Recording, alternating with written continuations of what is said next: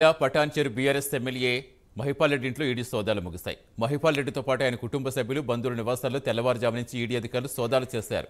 మహిపాల్ నివాసంతో పాటుగా ఆయనకు సంబంధించిన పలు ప్రాంతాల్లో ఈడీ తనిఖీలు చేసింది. మహిపాల్ బంధువులకు రియల్ ఎస్టేట్స్, మైనింగ్తో పాటుగా పలు రకాల వ్యాపారాలున్నాయి. వీటితో మహిపాల్ రెడ్డి కూడా వాటా ఉందని ఆరోపణలున్నాయి. ఇటీవల ఓ కేసులో గూడెం మహిపాల్ రెడ్డి సోదరుడు గూడెం మధుసూదన్ రెడ్డి అరెస్ట్ అయ్యారు. గూడెం బ్రదర్స్ ఇంటితో పాటుగా లక్టారంలో సంతోష్ గ్రెనైట్ అండ్ క్వారీస్ పరిశ్రమలో ఈడీ సోదాలు చేస్తోంది. భూగర్భ గనుల శాఖకు భారీ మొత్తంలో పన్ను ఎగవేసినట్టుగా ఆరోపణలు ఎదుర్కొంటున్నారు మధుసూదన్ రెడ్డి. గ్రెనేడ్స్లో 72.87 లక్షల మెట్రిక్ టన్నుల మెటల్ని తవ్వేసి కేవలం 8.48 లక్షల మెట్రిక్ టన్నులకే సీనరీ చెల్లించారు మధుసూదన్. ఇదే కేసులో మధుసూదన్ జైలుకి వెళ్ళొచ్చారు. ఈరోజు మార్నింగ్ 9 o'clock నుంచి ఎన్ఫోర్స్మెంట్ డిపార్ట్మెంట్ వారు సెర్చ్ చేయడానికి రావడం జరిగింది. డిప్యూటీ డైరెక్టర్ ఎన్ఫోర్స్మెంట్ వారి సిబ్బంది అందరి నుండి మా ఇంట్లో, మా బ్రదర్ ఇంట్లో ఎన్ఫోర్స్మెంట్ వాళ్ళు సోదాలు చేసి లాస్ట్ తేలింది ఏంటంటే అక్కడ కొండను దోవి ఎలుకలు పట్టినట్టు కొండను దోవి ఎలుకను పట్టినట్టు ఉన్నది. ఎందుకంటే ఇది పూర్తి స్థాయిలో పొలిటికల్ ప్రెషర్.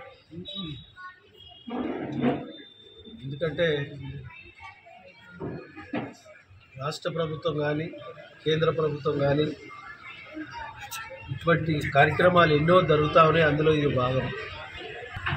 మంత్రులు, ముఖ్యమంత్రులు అసలు గిట ఒకళ్ళు ఇవ్వకుండా బలి చేస్తూ ఉన్నారు రాజకీయంగా. ఆ బలి అనేది భగవంతుడు చేయాలి కానీ ఎవరు చేస్తే అయ్యే పని కాదు.